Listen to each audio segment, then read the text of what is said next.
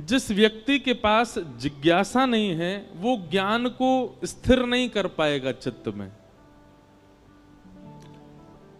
बहुत सावधानी से शब्दों को सुनिएगा और समझिए हम क्या कहना चाह रहे हैं। जिस व्यक्ति के चित्त में जिज्ञासा नहीं है वो ज्ञान लेकर के भी उसको स्थिर नहीं कर पाएगा। ज्ञान पाना एक बात होती है, धन पाना एक बात होती है, ऐश्वर्य पाना एक बात होती है, पर उसको टिका करके रखना, अनवरत अपने पास रखना, यह विशेष बात होती है। जीवन में सब लोगों को कभी न कभी ज्ञान मिलता है, कभी ना कभी धन भी मिलता है, कभी ना कभी ऐश्वर्य भी मिलता है, कभी ना कभी यश कीर्ति भी मिलती है, कभी ना कभी भक्ति वैराग्य भी मिलता है, पर इन सब भावों को स्थिर रखना ये बहुत मुश्किल है। अनन्यांश चिंतयन्त्यो माम, गीता के इस श्लोक में भगवान कहते हैं जो व्यक्ति मेरा अनन्य भाव से चिंतन करता है, योगक्षेमम वहाम्यहम्। यहां योग और क्षेम इन दोनों का अर्थ क्या है?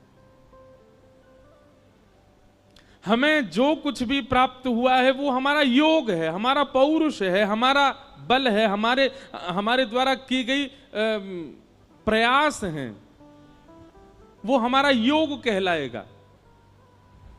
आपने परीक्षाएं दी वो आपका योग है, आपने अध्ययन किया वो आपका योग है, आपने परीक्षा देकर अध्ययन करके खूब परिश्रम करके किसी पदवी को प्राप्त कर लिया, वो आपके योग से प्राप्त हुआ, पर वो पदवी स्थिर आपके पास सदैव रहे उसको क्षेम कहते हैं।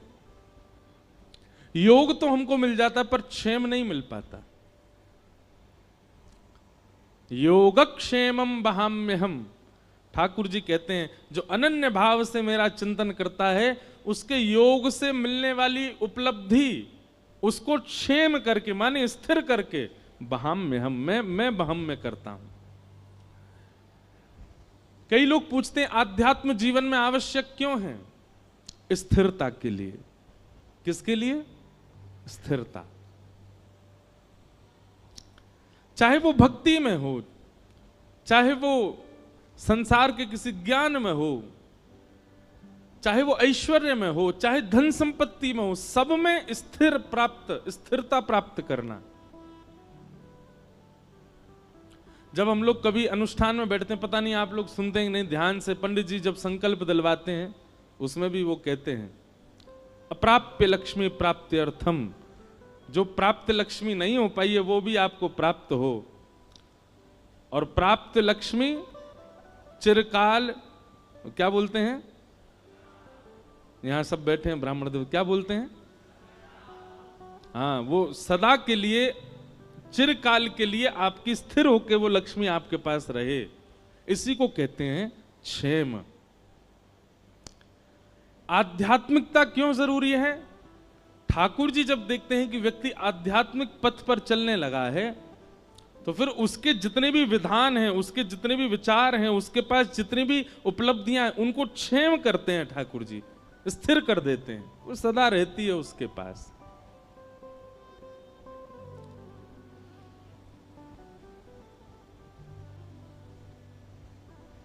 भगवान कपिल से देवहूति माता अपनी जिज्ञासाएं पूछ रही हैं। कल हमने 2-3 प्रश्न सुने थे देवहूति माता के, बहुत सुंदर प्रसंग है। हमने विस्तार से कपिल देवहूति संवाद 1 महीने की कथा हुई थी नासिक में, वहां कहा था। इतना विस्तार फिर भी नहीं हो पाया था, पर बहुत हद तक, कम से कम शायद 9 दिन तक वहां कपिल देवहूति संवाद पर चर्चा हुई थी। अभी फिर से हमारी 1 महीना की होने वाली है नासिक में ही। अब तो बहुत लोग आ गए कि 1 महीना की कथा दो, जयपुर में भी 1 महीना की भक्तमाल दो, जहां कथा करने जाते हैं वो सब कहते हैं 1 सप्ताह नहीं, अब तो 1 महीना की कथा दो। हम कहते हैं हम भी अपनी मैया के इकलौते हैं, हमारी माता जी बेचारी, हम बिना 1 महीना की कथा किए तो 2-3 महीना से घर ही नहीं गए, बहुत मुश्किल से थोड़ी देर के लिए गए थे अभी।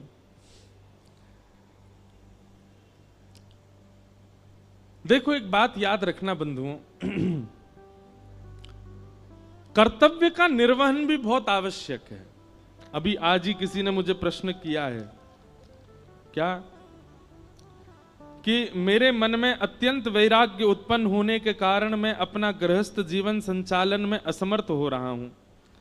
क्या पता कितने जन्म मेरे बीत चुके हैं और हर जन्म को मैंने व्यर्थ गवाया है। अब मैं अपना यह जीवन हरि के चरणों में पूर्णतः समर्पित करना चाहता हूं। कृपया मेरा मार्गदर्शन करिए, क्योंकि वह गुरु ही होता है जो हमें भगवान से जोड़ते हैं।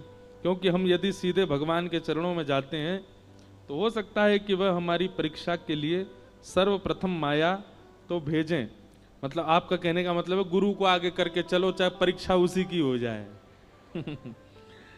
आपका भाव सुंदर है, लेकिन भैया हमारी एक बात सुनो। पृथ्वी पर मेरे से लेकर के आप सब तक का यहां पर आना अपने कर्तव्यों से, अपने कर्तव्यों के निर्वहन के लिए हुआ है। इसलिए जीवन में जो बिना आपके परिश्रम किए, बिना आपके कुछ गलत या सही किए जो आता है वो आपको निभाना पड़ेगा। गृहस्थाश्रम वो गलत नहीं है, आप उसके प्रति इतनी भावना ऐसी क्यों रखते हैं कि उसमें रहकर के भगवत भजन नहीं हो सकता। कितने साधकों ने, कितने वैष्णवों ने गृहस्थाश्रम में, हमारे यहां कहते हैं धन्यो गृहस्थाश्रम, गृहस्थाश्रम धन्य हैं। और इसमें अगर आप कहो कि महाराज जी हमारा गृहस्थाश्रम आके देखो, सब प्रतिकूल हैं, पत्नी भी प्रतिकूल, बच्चे भी प्रतिकूल, माता पिता भी प्रतिकूल, परिवार भी प्रतिकूल। एक बात याद रखिएगा, मैं कथा में कहा करता हूं, धारा जिस तरफ है उस तरफ नाव यदि नाविक चलाने लग जाए तो ये नाव चलाने वाले की खूबी नहीं है। धारा जिस तरफ है नाव अपने आप चल जाएगी, लेकिन धारा की विपरीत में नाव चलाना ये नाविक की प्रामाणिकता बताता है। आप ये चाहते हो कि सब अनुकूल हो जाए और उस अनुकूलता में मैं भजन करूं, कोई बड़ी बात नहीं है। माताजी डॉक्टर, पिताजी डॉक्टर, भैया डॉक्टर, बहन डॉक्टर, पत्नी भी डॉक्टर, तो फिर अपने आप डॉक्टर बनी गए तो कोई बड़ी बात नहीं है। लेकिन पिताजी वकील, माताजी हाउसवाइफ, भैया व्यापारी, बहन बीटेक कर रही है, इंजीनियर, और तब आप सबसे अलग हटके डॉक्टर बन जाओ तो आपकी प्रशंसा की जाती है। ठीक वैसे ही अनुकूल अवस्था में भगवत प्राप्ति करना ये बड़ी बात नहीं है, प्रतिकूल अवस्था में भगवत प्राप्ति करना। ऐसे किसी भक्त को नहीं देखा जैसा प्रेम ठाकुर जी ने प्रहलाद को किया। प्रहलाद को गोद में बैठा लिया, गले में अंक में भर लिया और जीव निकाल करके ठाकुर जी चाट रहे हैं प्रहलाद को। क्यों? क्योंकि प्रहलाद विपरीत अवस्था में भगवत प्राप्ति कर रहा है। पत्नी अनुकूल नहीं है तो चिंता मत करो। तुकाराम जी महाराज की पत्नी अनुकूल नहीं थी, वो दिन भर सुनाती रहती थी। वो पूरे दिन प्रवचन करते रहते हो, भजन करते रहते हो, कथा सुनाते रहते हो, घर का कोई काम धंधा तुमसे होता नहीं। तुकाराम जी सुनते रहते थे, मन मन विचार करते थे, मेरे विठ्ठल आपने मेरी पत्नी को इतना प्रतिकूल बना दिया कि जो थोड़ा बहुत प्रेम इसके प्रति होना चाहिए वो भी आपको ही हो गया है, इससे होता ही नहीं मुझे। आपने प्रतिकूल पत्नी देकर के इसके हिस्से का प्रेम भी अपना बना लिया। तुकाराम जी की पत्नी ने एक दिन कहा, जाओ कुछ विक्रय करके आओ, व्यापार कर, कुछ धन लेके आओ। गन्ना बेचने के लिए गए तुकाराम जी महाराज। जैसे ही घर से बाहर गए, थोड़ी दूर पर ही पहुंचे होंगे, छोटे छोटे बच्चे उनके पीछे दौड़ने लगे, गन्ना खाएंगे, गन्ना खाएंगे। तुकाराम जी ने फ्री में ही बच्चों को बांट दिए, एक बच गया। लौट करके आए तो पत्नी बड़ी प्रसन्न, बोले सारे गन्ने बेच के आए आप? वो देवी बेच नहीं पाया, छोटे छोटे बच्चे आ गए, हम गन्ना खाएंगे, तो उनमें बांट दिया, एक ही बच्चा है। एक ही बच्चा है। पत्नी ने गन्ना लिया और जोर से घुमा के तुकाराम जी में ही मारा, 2 टुकड़े हो गए उसके। तुकाराम जी खुश हो गए, वाह देवी तुम बुद्धिमान तो बहुत हो। मैं सोच रहा था एक गन्ना 2 कैसे खाएंगे, तुमने 2 कर दिए, लो एक तुम खाओ, आधा मैं खाता हूं। भैया देखो, संसार ऐसा है, संसार वैसा है नहीं, जैसा बना लो वैसा है। आप जैसा कर लोगे संसार वैसा है। आप कितना भी बुरा मान लीजिए, आप एक काम कीजिए, कल का, कहां से आवाज आ रही भैया, कौन ढोलक बजा रहे हो? नेक शांति रखियो हैं। 2 बजे तक खूब बजाया करो, 6 बजे के बाद भी खूब बजाओ, बस ये 2 से 6 हमको बोलने दो। क्या बता रहा था मैं? हाँ, कल एक काम करना, सुबह उठते ही नकारात्मक दृष्टि रखना, जिसको देखो उसको गलत ही देखना। शाम तक पूरी दुनिया ही नरक दिखने लगेगी आपको, लेकिन करना नहीं। पता क्यों? क्योंकि नकारात्मक भाव में जब आप प्रवेश करते हो ना, तो बहुत लंबे समय तक प्रवेश कर जाते हो। सकारात्मक देखो, सब में गुण का दर्शन करो, सब में अच्छाइयों का दर्शन करो,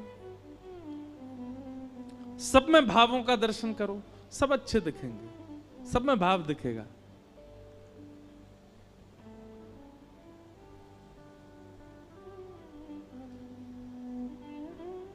महाराज जी को अनुकूल हो तो यहां आगे बैठा दो। बोलो वृंदावन बिहारी लाल की जय। हाँ बस, विराज महाराज। तो जिन भैया का ये भाव है कि गृहस्थाश्रम में रहकर के ठाकुर जी का भजन कैसे करें,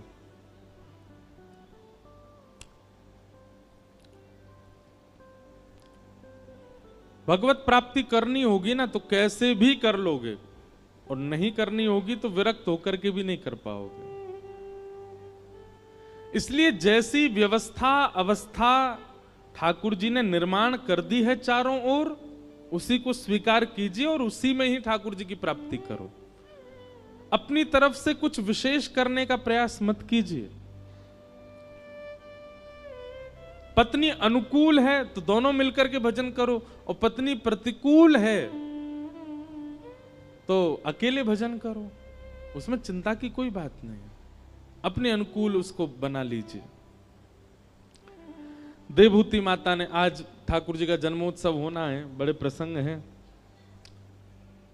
ठाकुर जी से मन एकाग्र करने के साधन पूछे। मन एकाग्र कैसे होगा? तब भगवान कपिल ने अष्टांग योग के विषय में प्रवचन किया। यम, नियम, आसन, प्राणायाम, प्रत्याहार, ध्यान, धारणा, समाधि, ये अष्टांग योग हैं। सावधानी से सुनिएगा। मन को एकाग्र करने के लिए सबसे पहला योग है यम। यम का मतलब क्या होता है? अपनी इंद्रियों की इच्छाओं को पूरा ना करना, उसी को यम कहते हैं। आपकी कोई इच्छा हो रही है और उस इच्छा को पूर्ण करने के लिए आप जैसे ही प्रयास करने लग जाते हो, वहीं इंद्रियां बर्बाद हो जाती हैं। आपकी कोई इच्छा हो रही है और आप कोई प्रयास नहीं कर रहे, फिर भी मन मार के रह रहे हो, इसी को अष्टांग योग का पहला योग कहते हैं, यम।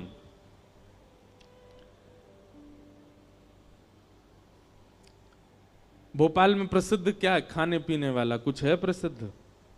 कुछ नहीं है, ऐसे ही है। वाह, क्या? दाल, चाट, चाय। चाय प्रसिद्ध है यहाँ की। हमने तो बहुत कुछ खाया, प्रसिद्ध बता बता के खिलाया।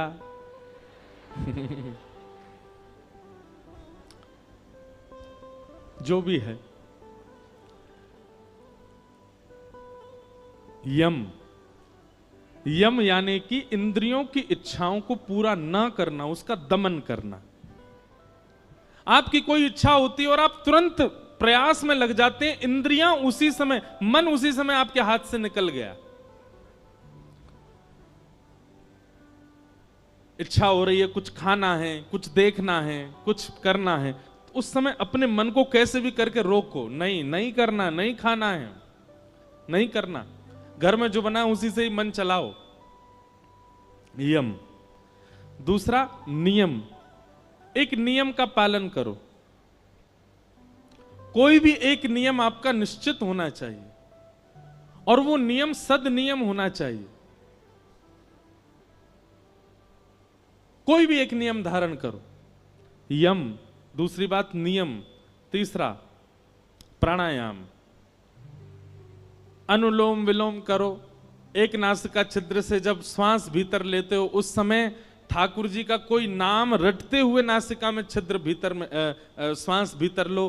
दोनों नासिका छिद्र बंद करके ब्रह्मरंध्र में उस सांस को रखो, तब भी भगवान नाम जपो। दूसरी नासिका छिद्र से जब श्वास छोड़ो तब भी भगवान नाम जपो। इस प्रकार भगवान नाम के साथ आप अनुलोम विलोम करोगे, आपका मन एकाग्र होगा। यम, नियम, प्राणायाम। वैसे तो आसन आता है पहले, आसन। चौथी बात, आसन को सिद्ध करो। एक आसन में बहुत देर तक बैठने का प्रयास करो। कम से कम कथा सुनते हैं तो उस समय एक ही आसन धारण करके रखो। आप कहते हैं पैरों में दर्द हो रहा है, पैरों में दर्द कब होता है? जब आपका मन पैरों में लगा होगा। कथा में लगाओगे तो आपको पता भी नहीं चलेगा, 4 घंटे निकल जाएंगे। यम, नियम, आसन, प्राणायाम और 5वां है प्रत्याहार, आहार की शुद्धि। हमारे शास्त्रों में आहार शुद्धि पर बहुत विशेष ध्यान रखा गया। आप जैसा खाते हैं उससे आपके ऊपर प्रभाव पड़ेगा ही पड़ेगा। कभी जभी की बात अलग है, लेकिन ज्यादातर प्रयास किया करो कोई घर का ही भोजन करो और ठाकुर जी को निवेदित करके ही करो। आहार से बहुत बड़ा असर पड़ता है आपके विचारों पर, आपकी मानसिकता पर, आपकी बुद्धि पर। यम, नियम, आसन, प्राणायाम, प्रत्याहार और फिर ध्यान, धारणा, समाधि। मैं ऐसा कथा में कहा करता हूं कि 5 नियम आप पालन कर लो। ये 3 नियम आपको करने नहीं पड़ेंगे जो बाद के हैं, ये 3 नियम अपने आप हो जाएंगे। ध्यान, धारणा और समाधि। अभी आप ध्यान लगाने बैठोगे नेत्र बंद करके तो आपको कुछ भी दिख सकता है, लेकिन आपकी ये 5 आसन यदि शुद्ध हो जाएंगे तो आपके ध्यान में वही आएगा जो आप सोच रहे होंगे। आप समाधि की यात्रा तक भी पहुंच सकते हैं यदि आपके 5 नियम शुद्ध होंगे तो। यम, नियम, आसन, प्राणायाम, प्रत्याहार, इन 5 को करने का प्रयास करो। पहली बात, इंद्रियों को जीतो, कोई एक नियम बनाओ। आसन को जीतो, प्राणायाम करो और आहार को शुद्ध रखो। इन 5 से मन एकाग्र, मन कहीं भटक तो जाए आपका, नहीं भटक सकता, एकाग्र रहेगा। इस प्रकार भगवान कपिल ने अष्टांग योग के विषय में बताया। तत्पश्चात देवभूति माता ने कहा आपके कितने प्रकार के भक्त होते हैं और आपको कौन से प्रिय हैं, कृपा कर उनके बारे में बताओ। तब भगवान अपने भक्तों के विषय में बताते हुए कह रहे हैं, अभिसंधाययो हिंसा दंभं मात्सर्यमेव वा संरंभी भिन्नग्भावं मयि कुर्यात् स तामसः। बहुत ध्यान पूर्वक सुनना। 4 प्रकार के भक्त होते हैं भगवान के। कौन कौन से? तामस, राजस, सात्विक और निर्गुण। इनमें से आप कौन से हो अपने आप सुनकर के बताइए। सबसे पहले भक्त का नाम क्या है? तामस। तामस भक्त जो होता है ये ठाकुर जी की आराधना केवल किसी अन्य की बुराई के लिए ही करता है। हे हनुमान जी महाराज, आपने पड़ोसी पे बहुत ज्यादा कृपा कर रखी है। और चलो भली उसका बुरा नहीं चाहता, लेकिन उदाहरण यही देगा, आपने उसको इतना दिया, हमारे ताऊ जी के बच्चों के साथ आप ऐसा कर रहे हो, चाचा के बच्चे इतने प्रसन्न रहते हैं, मामा के बच्चे ऐसे हो रहे हैं, हम पे आप दया ही नहीं कर रहे हो। यह भी एक तामस भक्त का लक्षण है, जो दूसरों का उदाहरण देके ठाकुर जी को चुनौती देता है कि आप उस पर तो इतनी कृपा कर रहे हैं पर मुझ पर नहीं कर रहे हैं, ये तामस भक्त है। एक बात सदैव याद रखना बंधुओं, भगवान को कभी भी आप इस प्रकार आरोपित मत किया करो। ठाकुर जी किसी दिन कहने पे आ गए ना तो फिर कुछ बोल नहीं पाओगे। भगवान कहेंगे पुलस्त ऋषि के खानदान में भेजा था रावण को, ब्राह्मण कुल में भेजा था रावण को, सबको एक बुद्धि, उसको 10 बुद्धि प्रदान की थी, सोने की नगरी में रहता था रावण, मंदोदरी जैसी पत्नी प्रदान की, लेकिन उसके बाद भी अपना सर्वनाश कर लिया। इसमें मैंने क्या गलत किया? मैंने तो सर्वगुण संपन्न भेजा था रावण को। व्यक्ति अपने कर्मों से ही भोगता है सब कुछ।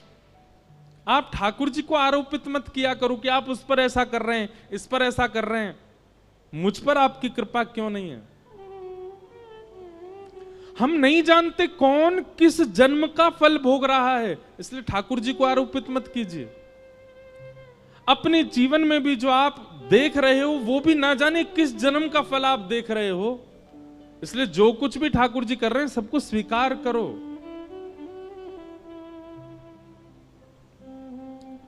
नहीं तो आप तामसी भक्त माने जाओगे, और तामसी भक्त के लिए भगवान कहते हैं मुझे प्रिय नहीं है।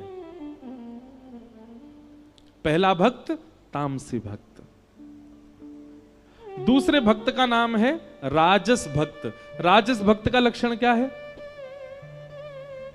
कि विषयान विसंधाय यश ऐश्वर्यमेव वा अर्चा दावर्च यद्यो मां पृथक भावस राजस। विषयान विसंधाय, 50 रुपए की मिठाई के डिब्बे को लेके आएगा मंदिर में, लेकिन बदला में 5 करोड़ मांग करके जाएगा ठाकुर जी से। विषय प्रधान भक्ति करता है, मतलब उसकी भक्ति के पीछे कोई ना कोई कारण है। जैसे कई लोग, आप लोग भी जानते होंगे, वो व्यक्ति आपसे बहुत मिल रहा है, बहुत हंस के, तो आपको कहीं ना कहीं पता चल जाता जरूर इसको कोई काम है तभी आ रहा है मेरे पास में, नहीं तो ये कभी राम राम भी नहीं करता था मुझको, आजकल इतना पूछ रहा है। ठीक वैसे ही जब आप ठाकुर जी के पास जाना विषयों के लिए शुरू करते हैं, पहले तो ठाकुर जी प्रभावित होते हैं, अरे वाह देखो, आओ हो आज तो इंद्रेश आया है, ओह क्या लेके आया, ओ मिठाई लेके आया, कलाकंद लेके आया है, वाह। तभी ठाकुर जी मन में विचार करते हैं, बोले जरूर कोई काम। बंगाली में एक बात कहते हैं, अति भक्ति चोरे लक्षण। जो बहुत ही ज्यादा हाथ पांव जोड़ता रहता हो, नीचे दुल्लर तिल्लर हुआ जाता हो, समझ जाना चोर है इसके अंदर, जरूर कुछ कोई और कारण है इसकी प्रणाम का। तो भगवान कहते हैं कि राजस भक्त का लक्षण कैसा? वो विषय के लिए ही आता है बस मेरे पास में, उसको वैसे कोई फर्क नहीं पड़ता। हनुमान जी के ऊपर मक्खी बिनबिनाई रही हैं, हनुमान जी के मंदिर में एसी नहीं चल रहा है, बेचारे पूरे दिन पसीना में बैठे रहे हैं, कोई फर्क नहीं पड़ता, लेकिन अपनी कामनाओं के लिए आ जाता है, सारे हाथ जोड़ देता है, पैर पड़ देता है, बिल्कुल तपस्या करने लग जाता है। उन्होंने ये नियम बताया, ये भी करेंगे, ये नियम बताया, ये भी करेंगे, पर सारे नियमों के पीछे कारण क्या है? विषय। एक भारत में एक जगह है, वहां भीड़ नहीं है ज्यादा, लेकिन बहुत अद्भुत जगह है। उस स्थान का नाम है जागेश्वर। क्या नाम है? जागेश्वर। उत्तराखंड में कमाऊ एक क्षेत्र है, नैनीताल वाला। वहां जब आप ऊपर जाएंगे तो वहां तीन स्थान हैं महादेव के, जागेश्वर, बागेश्वर और मुक्तेश्वर। जीवन में कभी अवसर मिले तो उन तीनों स्थानों का दर्शन जरूर करना। और तीनों स्थान पता कैसे हैं?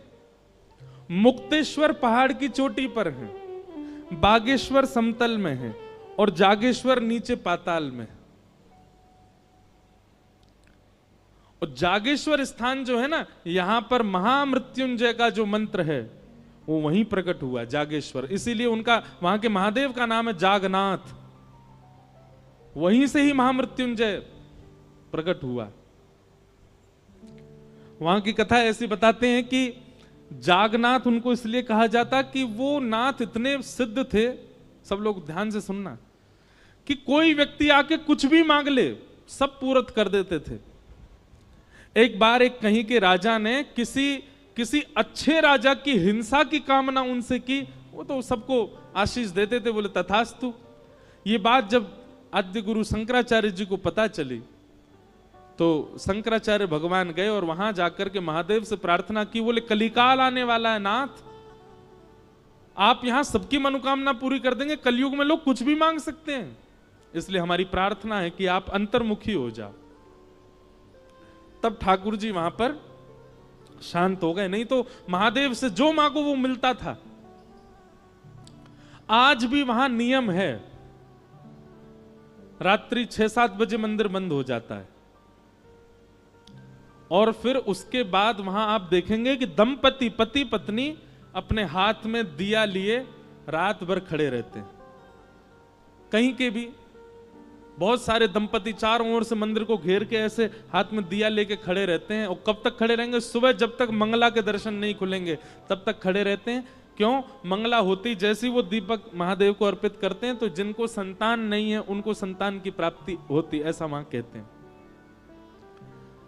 तो रात्रि 12 बज रहे थे, वहां 7-8 बजे ऐसा लगने लगता है कि 1-2 बज गए रात के, इतना शांत है। तो रात्रि 12 बजे मैं उठा, खिड़की खोली तो देखा इतने सारे दंपति खड़े थे, हाथ में दिया लिए। तब मैंने पूछा तो बोले ये सुबह जब मंगला होगी तब दिया रखेंगे और इन सबको संतान की प्राप्ति होगी। तब मन में एक बात आई,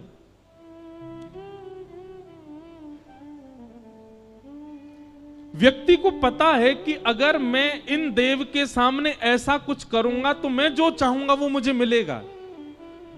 वो व्यक्ति कभी ठाकुर जी को क्यों नहीं मांगता? वो व्यक्ति कभी अच्छे विचार क्यों नहीं मांगता? वो व्यक्ति कभी ऐसा क्यों नहीं मांगता कि नाथ मेरे अंदर ईर्ष्या बहुत है, मेरे अंदर क्रोध बहुत है, मेरे अंदर काम बहुत है, लोभ बहुत है, हे महादेव मैं रात भर खड़ा होकर तब करूंगा, आप कृपा करके मेरे चित्त को शुद्ध कीजिए। कभी ऐसी भावना क्यों नहीं उत्पन्न होती? हम सब जगह विषय क्यों मांगते हैं?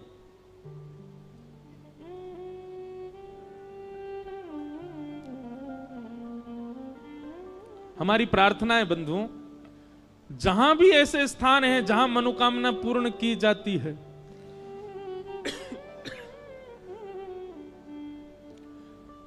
अगली बार आप जब वहां जाएं, एक बार हमारे कहे से कोई विषय मत मांगो, शुद्ध विचार मांगो, शुद्ध व्यक्तित्व मांगो, हम शुद्ध इंसान बने, ऐसी कोई कामना करो ठाकुर जी से।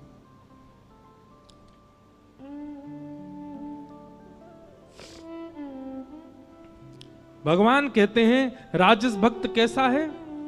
बोले विषय प्रधान भक्ति करता है, केवल विषय की कामना करता है। और दूसरी बात, यश ऐश्वर्य में बाबा, केवल यश के लिए, ऐश्वर्य के लिए, संपत्ति के लिए मेरे आगे सर झुकाता है। और इसकी एक विशेष बात बताएगी, बोले अर्चा दावर चयिद्यो माम पृथक भावस राजस, केवल मेरे अर्चा विग्रह में निष्ठा रखता है, मेरी कथा से कोई मतलब नहीं, मेरे भक्तजनों से कोई मतलब नहीं, संत जनों से कोई मतलब नहीं, सत्संग से कोई मतलब नहीं, केवल मेरी मूर्ति की पूजा में ही इसकी निष्ठा रहती है। ऐसे भक्त को मां मैं राजस भक्त कहता हूं। मां ने कहा वो आपको अच्छे लगते हैं? ठाकुर जी बोले बिल्कुल अच्छे नहीं लगते, ना तामस अच्छे लगते ना राजस अच्छे लगते। तीसरे भक्त का नाम क्या है? तब भगवान तीसरे भक्त का नाम कहते हैं सात्विक। और इस सात्विक भक्त के लक्षण क्या हैं? तब ठाकुर जी कहते हैं कि कर्म निर्हारम उद्देश्य परस्मिन् वा पदर्वणम् यज्ञे द्रष्टव्यमिति वा पृथग भावस सात्विक। कर्म निर्हार मुद्देश्य, वो जो कुछ भी करता है भले ही उसने परिश्रम करके किया, भले ही उसने बलपूर्वक किया, भले ही उसने बहुत बहुत अनुनय विनय करके किया, लेकिन फिर भी वो हर कर्म के फल के रूप में यही कहता है कि सब ठाकुर जी ने कराया, मेरी कोई क्षमता नहीं थी। मैं जो कुछ भी कर रहा हूं, मैं कथा सुना रहा हूं, मैं किसी व्यक्ति को श्रेष्ठ बना रहा हूं, असहाय लोगों की सहायता कर रहा हूं, असहाय लोगों के इलाज के लिए अस्पताल बनवा रहा हूं, असहाय बालकों को विद्यालय में पढ़वा रहा हूं, आदि आदि जो कुछ भी अपने जीवन में करता है, सबके पीछे एक ही भाव रखता है कि सब ठाकुर जी करा रहे हैं, मेरी ये क्षमता नहीं थी।